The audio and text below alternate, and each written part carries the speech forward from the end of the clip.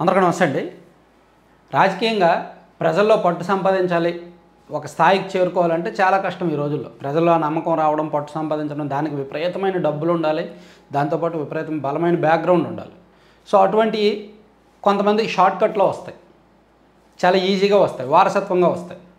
ఒక brand create అయిన తర్వాత, వాళ్ళ పెద్దలు ఒక బ్రాండ్ క్రియేట్ చేసిన తర్వాత దాన్ని వీళ్ళు ఈజీగా పొందుతారు. మరి దాన్ని నిలబెట్టుకోవడం ఎట్లా? ఆ నిలబెట్టుకోవడంలోనే సమస్యలన్నీ వస్తాయి. ఇప్పుడు ఉమ్మడి కర్నూలు జిల్లాలో ఒకప్పుడు పొలిటికల్ బ్రాండ్గా ఎదిగిన భూమా ఫ్యామిలీ వారసురాలుగా ప్రస్తుతానికి రాజకీయంలో ఏలుతున్న భూమా అఖిలప్రియ గారు, ఆలగడ్డ ఎమ్మెల్యే, మాజీ మంత్రి, గతంలో కూడా ఆమె ఎమ్మెల్యేగా పనిచేశారు, మంత్రిగా కూడా పనిచేశారు. కానీ ఎప్పుడూ లేనంతగా, గతంలో కూడా ఆమె మీద లేనంతగా ఇప్పుడు విపరీతమైన ఆరోపణలు వస్తున్నాయి. చాలా చిన్న విషయాల్లో కూడా ఆమె భర్త తలదూరుస్తున్నారు. చాలా సిల్లీ ఆరోపణలు వస్తున్నాయి. రాష్ట్రంలో ఎవరి మీద లేనటువంటి ఆరోపణలు అక్కడే వస్తున్నాయి. సో దీని మీద అధిష్టానం ఫోకస్ పెట్టింది. కొంచెం సీరియస్గానే ఇంటెలిజెన్స్ ఎంక్వైరీ జరుగుతోంది, ప్లస్ టీడీపీలో ఇంటర్నల్గా కూడా డిస్కషన్ జరుగుతుంది. ఎందుకంటే ఇప్పుడు భూ కబ్జాలు చేశారనో, లేదంటే రోడ్డు పనుల్లోనో, ఆ పనుల్లో, అభివృద్ధి పనుల్లో కమిషన్లు తీసుకున్నారనో, ఏదో ప్రాజెక్టుల్లో కమిషన్లు తీసుకున్నారనో, లేదా బినామీ పేర్లతో సంపాదించారనో, ఇవన్నీ సాధారణంగా ఎమ్మెల్యేల మీద వచ్చిన ఆరోపణలు. లేదా మద్యము, రేషన్ బియ్యము, దాని మీద సాధారణంగా వచ్చే ఆరోపణలు కదా. రాష్ట్ర వ్యాప్తంగా ఉన్న సగటు 90% ఎమ్మెల్యేల మీద ఈ తరహా ఆరోపణలు వస్తున్నాయి. కానీ ఆలగడ్డ నియోజకవర్గంలో మాత్రం ఎప్పటి నుంచో కిలో చికెన్ అమ్మితే, ఎవరైనా చికెన్ షాప్ వాళ్ళు 1 కిలో చికెన్ అమ్మితే 10 రూపాయలు కమిషన్ తీసుకోవాలి, అది ఎమ్మెల్యే గారికి ఇవ్వాలి అనే ఆరోపణ ఉంది. ఇది నిజమా కాదా అనేది నేను నిర్ధారించట్లా, ఆరోపణ మాత్రం ఉంది. ఆరోపణ మన సబ్స్క్రైబర్స్ కూడా నాకు ఇంతకుముందు ఎప్పుడో ఒక 3-4 నెలల కిందటే నాకు మెసేజ్ చేశారు. నేను ప్రూఫ్స్ అడిగా, బాబు ఇలా ఇస్తున్నారని ప్రూఫ్స్ ఏమైనా పెట్టండి అని. ఇటువంటి ప్రూఫ్స్ ఉండవు కదన్నా, చికెన్ షాప్లో బయటకు చెప్పరు, ఎమ్మెల్యే గారు కూడా బయటకు రాదు కదా ఇది అన్నారు. సరే, నేను కూడా ఎప్పుడూ ప్రస్తావించలేదు. అంటే ఒక చికెన్ షాపు రోజుకు ఒక 20 కిలోలు చికెన్ అమ్మారు అనుకోండి, ఒక్కొక్క కేజీ మీద 10 రూపాయలు లెక్క పక్కన పెట్టి 200 రూపాయలు ఇవ్వాలి. అలా ఆలగడ్డ నియోజకవర్గంలో ఉన్న చికెన్ షాపులన్నీ కూడా రోజుకి ఒక 5,000 కేజీలు చికెన్ అమ్మితే దాని నుంచి 10 రూపాయలు చొప్పున 50,000 రూపాయలు కమిషన్ ఇవ్వాలి అనేది ఒక ఆరోపణ మాత్రమే, ప్రూఫ్స్ లేవు. సో దీని మీద సాక్షిలో మొన్న ఒక వార్త వచ్చింది. నేను మొత్తం విషయం అంతా చెప్తా, నాణ్యానికి 2 వైపులు చెప్తాను, నాణ్యానికి 2 వైపులు మనం డిస్కస్ చేద్దాం. సాక్షిలో ఒక వార్త ఏమొచ్చిందంటే,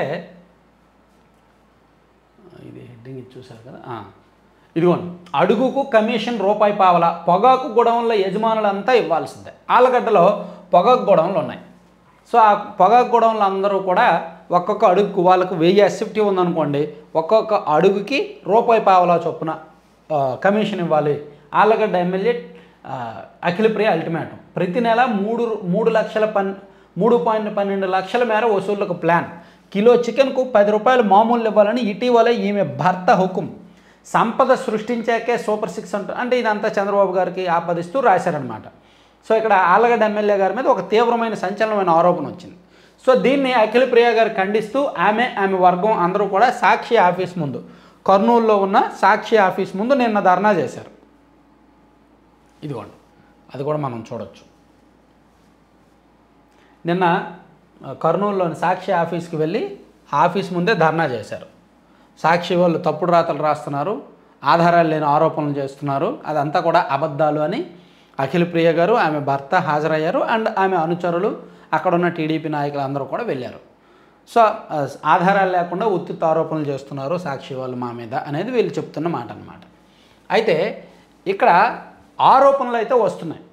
1, కిలో చికెన్ మీద 10 రూపాయలు వసూలు చేస్తున్నారనే ఆరోపణ. 2, ఈ పొగాకు గూడెంలో నుంచి నెల కమిషన్లు అడగడంతో ఆమె సొంత మనుషులు, తెలుగుదేశం పార్టీలో ఉన్న వాళ్ళే కొంతమంది ఆమెకు దూరం అయ్యారు, పార్టీకి దూరం అయ్యారు అనేది కొంత గ్రౌండ్ లెవెల్ నుంచి వస్తున్న అంశం. సో ఇవన్నీ కూడా అధిష్టానానికి వెళ్ళాయి, అధిష్టానం దృష్టికి వెళ్ళాయి. ఈవెన్ సాక్షిలో వార్త వచ్చినా సరే అధిష్టానం సీరియస్గానే తీసుకుంటుంది. మనందరం అనుకోవచ్చు, సాక్షి వైసీపీ వాళ్ళ పేపర్ కదా, అందులో వచ్చిన వార్తలు టీడీపీ పట్టించుకోదు కదా అనుకోవచ్చు. లేదు, సాక్షిలో వార్తలు వచ్చినా సరే టీడీపీ అధిష్టానం సీరియస్గానే పరిగణిస్తుంది, ఎంక్వైరీ చేస్తారు నిజమా కాదా అని. ఒకవేళ నిజమైతే యాక్షన్ తీసుకుంటారు, అబద్ధమైతే వదిలేస్తారు, వాళ్ళకు కౌంటర్ ఇచ్చుకోవడమో ఏదో ఒకటి చేస్తారు.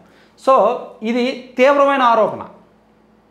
ఏమంటే కిలో చికెన్ 10 రూపాయలు అంటే చికెన్ మీద 10 రూపాయలు కమిషన్ ఇవ్వాలి. అలా ఇవ్వని వాళ్ళని కొంతమందిని వేధిస్తున్నారంట. ఇప్పుడు ఎవరైతే కమిషన్ ఇవ్వము అని అడ్డం తిరిగారో వాళ్ళని వేధించి వాళ్ళ దగ్గరికి ఆ ఫుడ్ సేఫ్టీ అధికారులనో లేదంటే మున్సిపల్ అధికారులనో పంపించి మీకు లైసెన్స్ లేదు, మీకు పర్మిషన్ లేదని వాళ్ళని ముయించేస్తున్నారు. అలా ఈ మధ్య గొడవ జరగడంతో వాళ్ళు కొంతమంది హైకోర్టులో పిటిషన్ కూడా వేశారు. అంటే ఈ వివాదం చాలా పెద్దదైంది, చిలికి గాలివానగా మారింది. ఆళ్లగడ్డ నియోజకవర్గంలో చాలామంది చికెన్ వర్తకులు, చికెన్ వ్యాపారం చేసే వాళ్ళందరూ ఒక్కటయ్యారు. వాళ్ళందరూ మొన్న మీటింగ్ కూడా పెట్టుకున్నారు. ఇదిగోండి మున్సిపాలిటీ ఇచ్చిన లైసెన్స్, క్లోజ్ చేయాలనే లైసెన్స్, దాంతో వాళ్ళందరూ ఇదిగోండి వాళ్ళందరూ మీటింగ్ కూడా పెట్టుకున్నారు.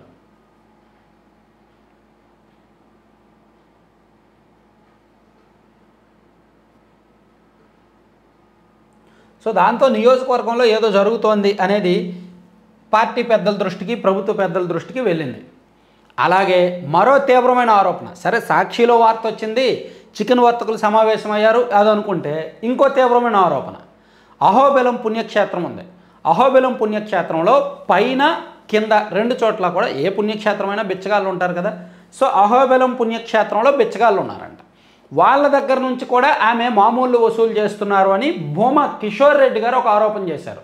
వైసీపీ నాయకుడు, ఆయన గతంలో బీజేపీలో ఉండేవాడు, ఆయన ఎన్నికలకు ముందు వైసీపీకి వెళ్ళారు. ఆయన నిన్న కాదు మొన్న అనుకుంటా ఒక ప్రెస్ మీట్ పెట్టి అఖిల ప్రియ వాళ్ళు వాళ్ళ దగ్గర ఉన్న మనుషులు ఎవరు అహోబిలం పుణ్యక్షేత్రంలో ఉన్న బెచ్చగాల దగ్గర నుంచి కమిషన్ వసూలు చేస్తున్నారని చెప్పి ఒక సంచలనమైన ఆరోపణ చేశారు. ఒకవైపు అంటే ఇవన్నీ చూడండి ఎంత సంచలనాలు, ఎంత సిల్లీగా ఉన్నాయి. మేబీ మనకు నమ్మశక్యంగా ఉండవు, నేను కూడా నమ్మట్లేదు, నేను కూడా ఇవి నిజం అని నేను నిర్ధారించట్లేదు. సిల్లీగానే ఉన్నాయి, నమ్మశక్యంగా లేవు. కానీ ఒకవేళ నిజమైతే ఎంత ప్రమాదం అండి.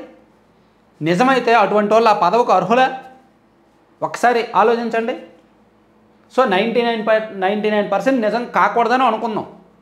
కానీ ఆరోపణలు వస్తున్నాయి కాబట్టి ఆరోపణలు కూడా ఏది ఒక ఏంటిది బేస్లెస్గా ఎవరో దారిని పోయే వాళ్ళు మాట్లాడుకున్నది కాదు.